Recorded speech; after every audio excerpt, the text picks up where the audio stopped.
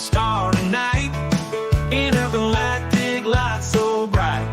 Dakota show so out of sight. Blast off now, take flight.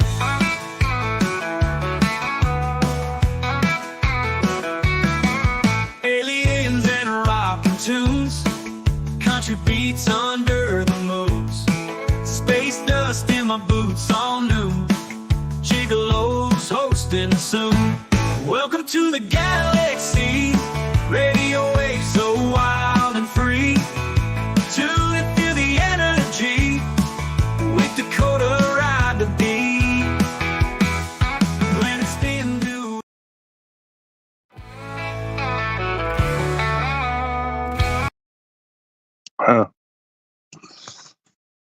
Sorry about that, folks. Looks like we're having a little bit of a technical issue there. I hope everyone is doing well. My name is Dakota Friends, and I am the Intergalactic Gigolo. Today's recording date is Friday, August 9th. It is just 4 minutes till 4 o'clock in the morning for me.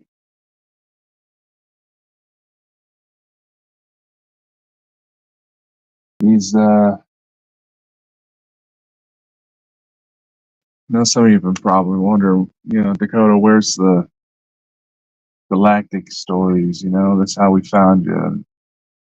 But guess what? Tonight I got one for you. There's been rather interesting updates.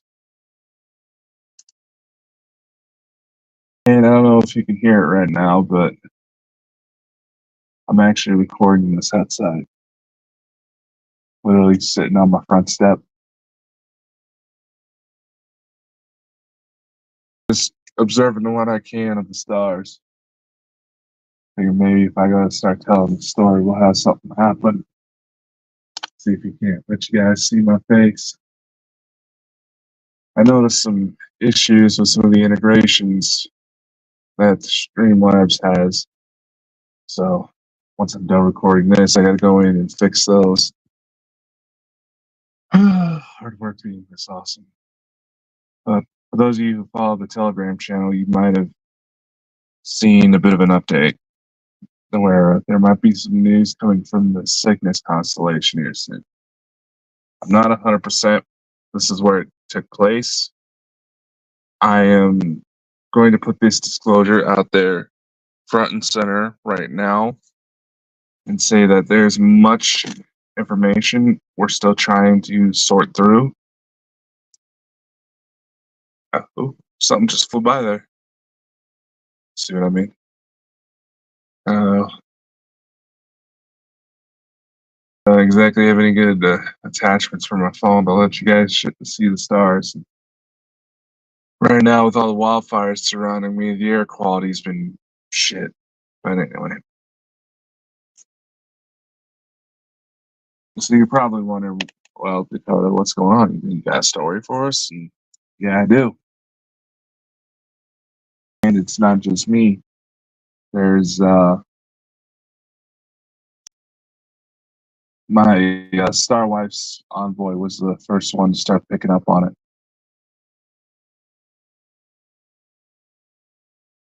As she and I have gotten closer, starting to get to know each other more,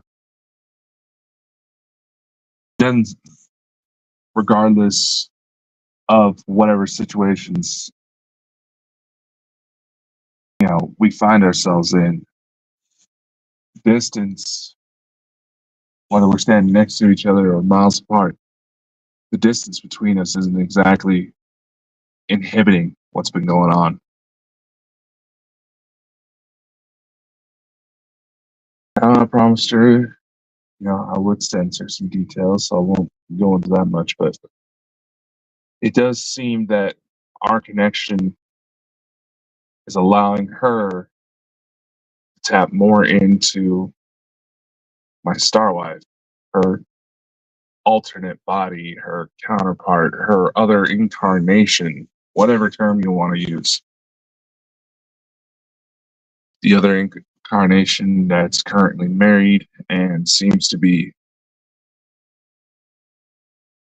on active military duty with the Galactic Federation of Worlds alongside her husband, my other counterpart. So you can imagine how interesting things get.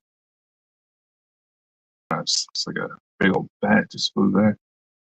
But anyway, with these connections, both her and I, it gets to be the point where we can almost jump into our other bodies at any time. Well, in theory, at least. There's still the matter of trying to understand how to balance these two worlds we're walking,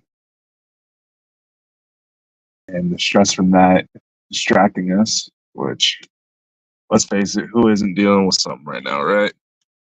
But anyway, she goes to tell me about this vision where our star counterparts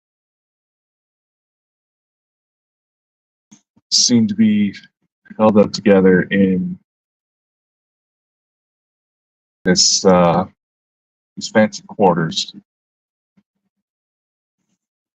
I mean, like the intergalactic 5-star hotel equivalents type. We weren't being held hostage or anything. She also noted that we seem to have a very white, formal attire, suits on, and it felt like we were at a location for official business when we started to do our usual rituals to help each other connect to each other's minds, which, funnily enough, seems to kick on its own whenever one of us seems to be in distress for whatever the situation may be.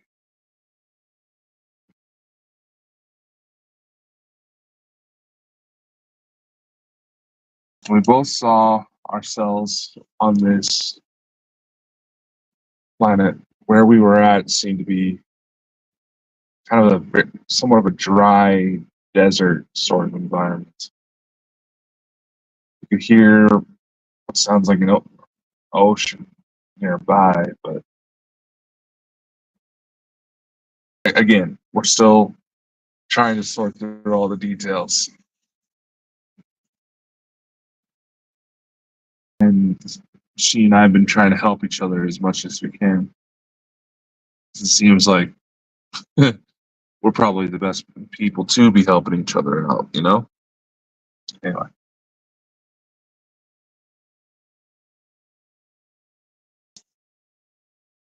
It seemed like the connection to our star bodies, we could see and feel everything they were doing. They were on some sort of active mission. While we were in the hotel room, it seemed like we were just kind of, the feeling that was there was like we had just barely arrived. We were just trying to get settled, get ourselves acclimated to our surroundings. The suits we had on helped keep our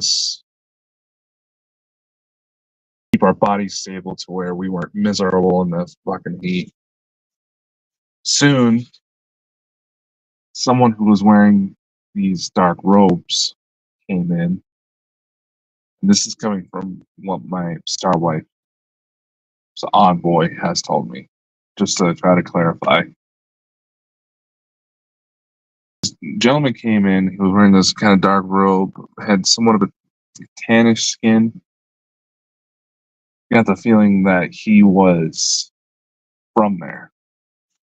And she noted that he mentioned about something about 32 or 36. As we were trying to initially investigate, I was trying to help her see if she could remember any more details. The first thought that came to my mind, and this is where the idea that Cygnus came into play, was that there were for some reason this was some sort of star designation, like it would be Kepler. And the Cygnus constellation is noted in official NASA records to be constellation with the seemingly highest concentration of solar systems, with several planets that may actually be within habitable regions. So there was that. That's where the Cygnus came from. Whether or not that's officially where it was, I don't know. I looked through my records, which included resources from MUFON, Elena Danon's books.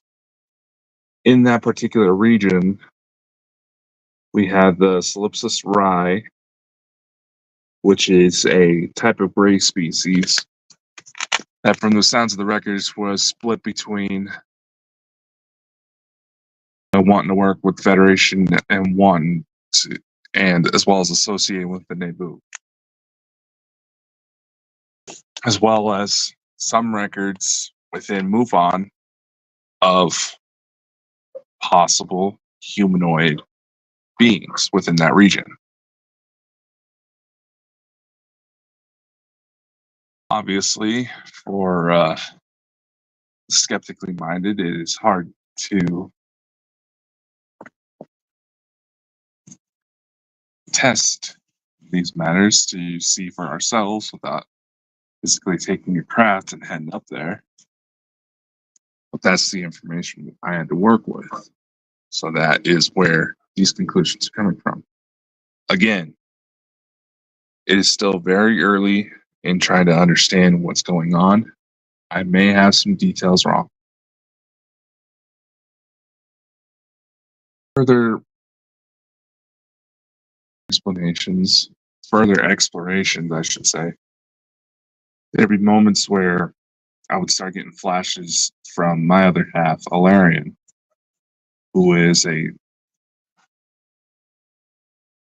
essentially a tall Shi'ar renegade who rebelled against his home world, killed a Seeker Royal, and joined the Galactic Federation because he saw no other option to be safe. Plus, there was a beautiful woman that was catching his eye.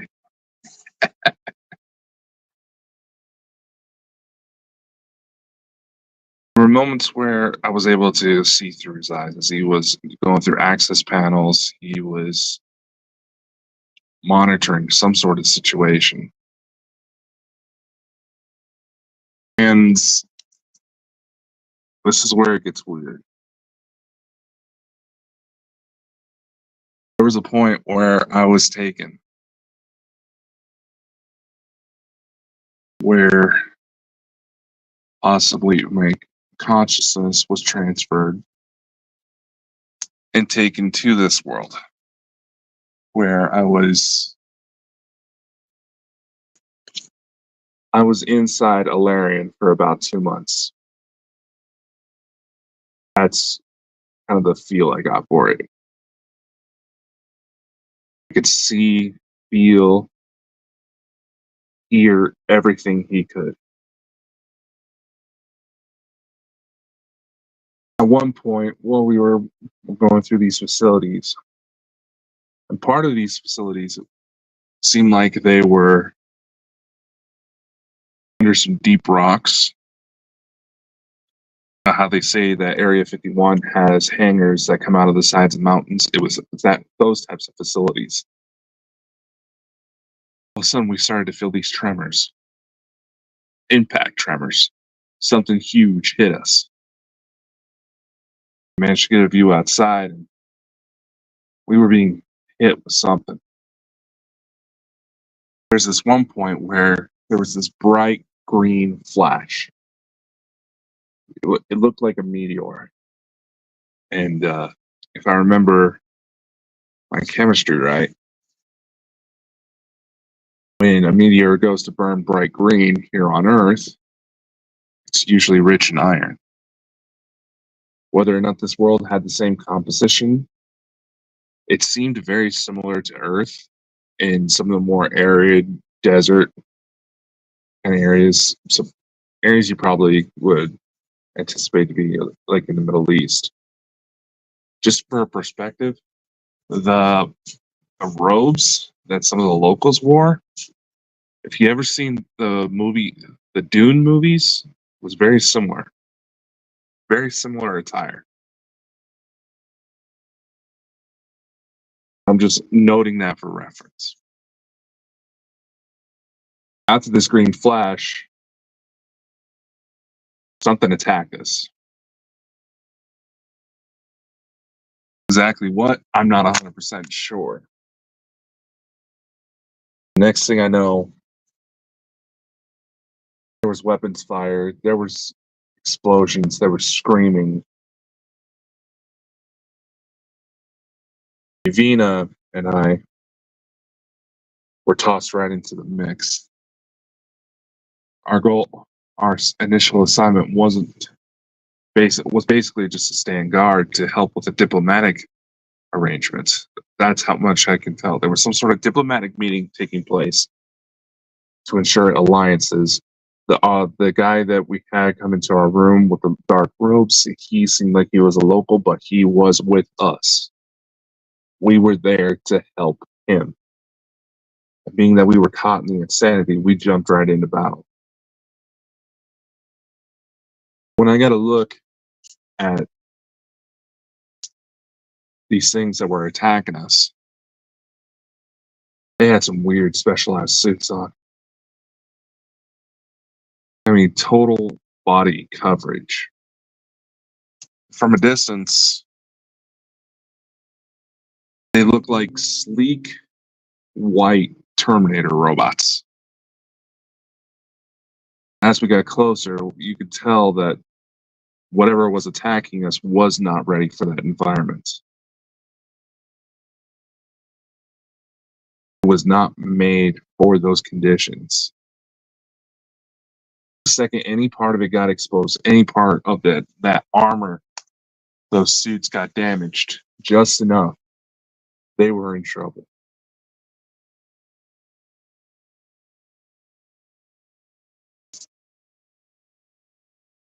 And Evina and I were also trained medical staff. We did what we could, not only to go after the attackers, but tend to the wounded. And we were getting hit pretty heavy. Soon more and more tremors started to hit. Something tried to invade us. Whatever was going on within that diplomatic meeting, somebody out there did not want it to happen.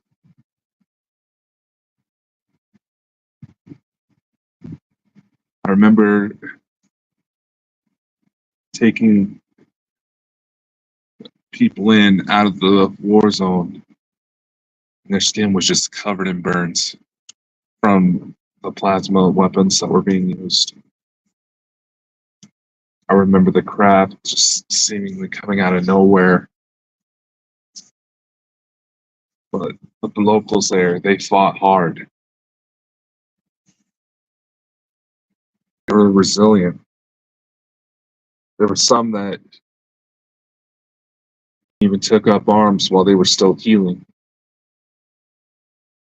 They were determined.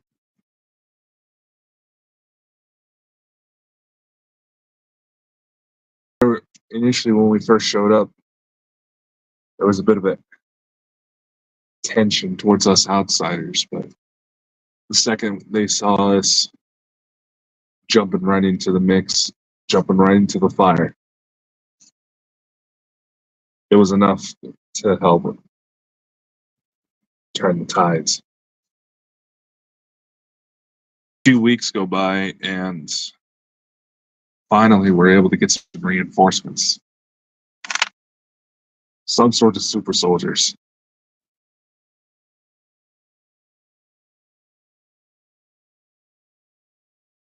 Let them take the lead.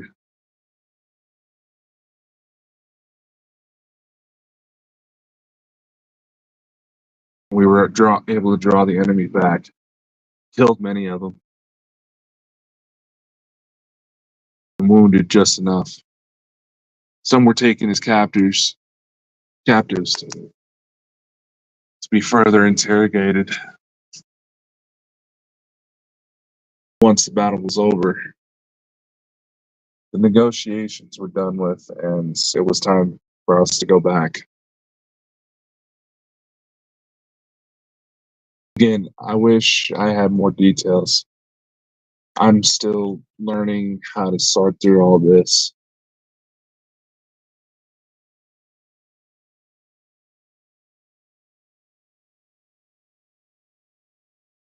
Whether or not I'm right,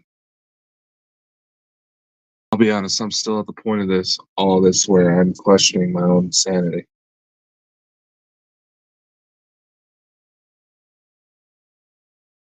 Whether or not it's related,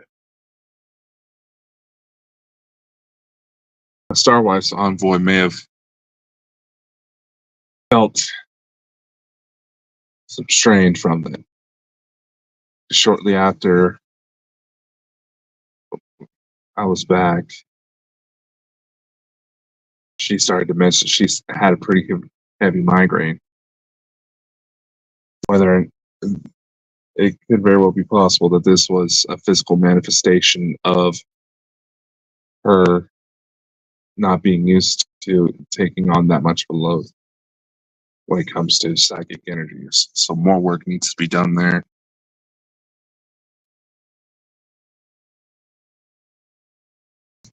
Figures. As I'm getting ready to publish a book, something new happens.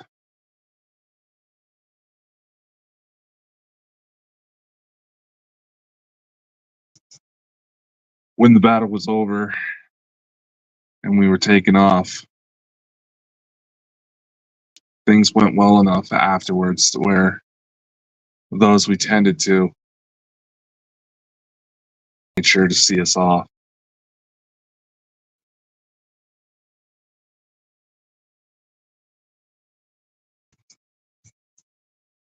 And that's when I remember coming back. I have rough timestamps saved to further analyze, because as some of you know, that I've kept cameras on me in the bedroom running 24/7 ever since October of 2023.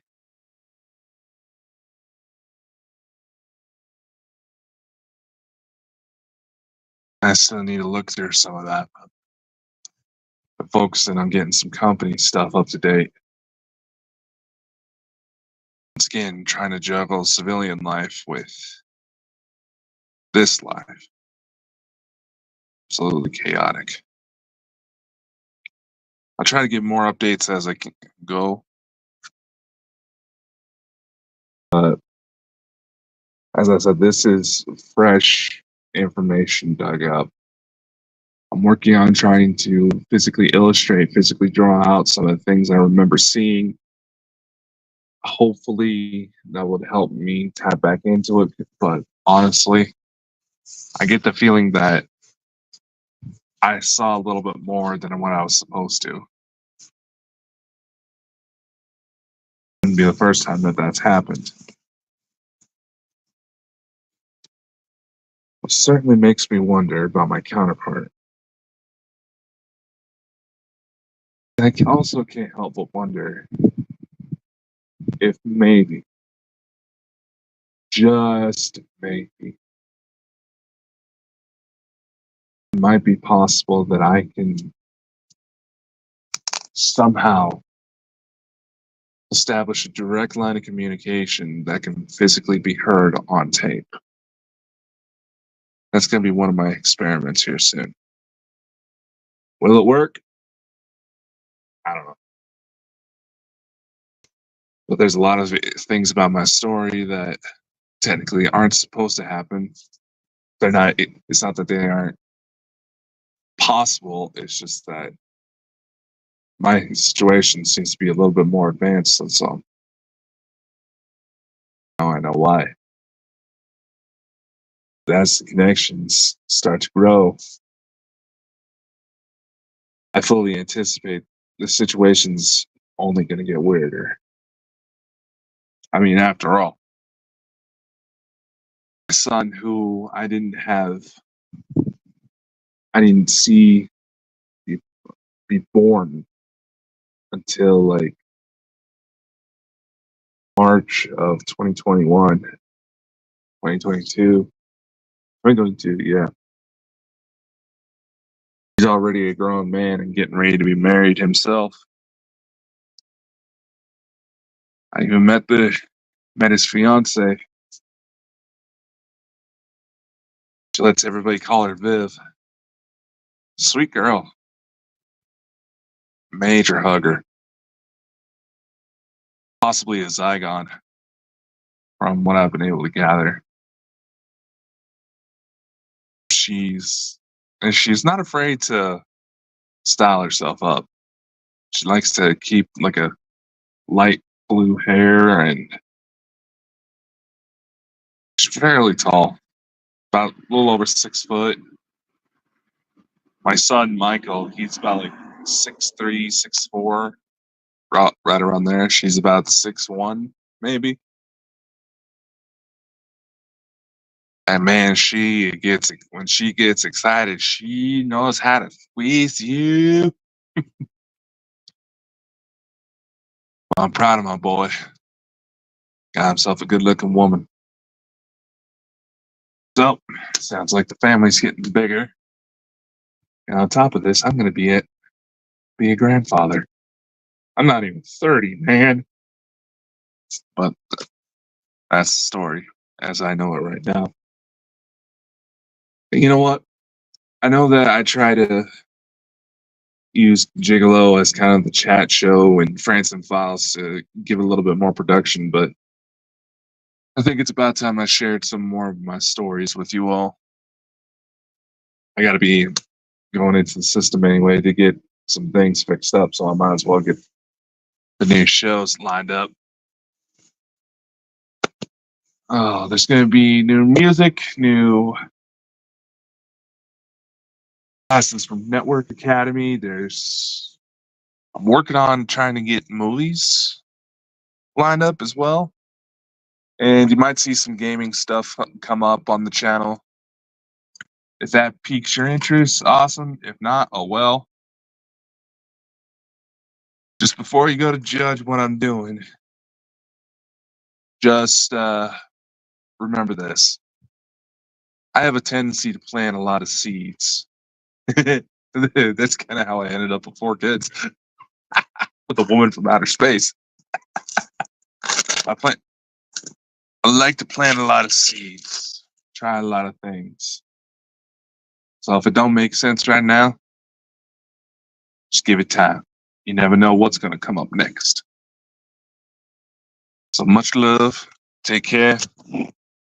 I'll see you all next time. To be when it's been to every song, jamming all night long. Neon lights where we belong. Dance to cosmic from the hills of Tennessee to the Milky Way and beyond. Turning lives and spirits free. Dakota's rocking on.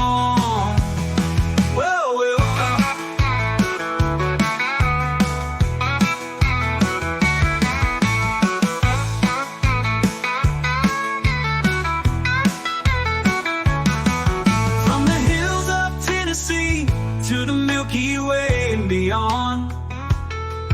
Turning lights, set spirits free. Dakota.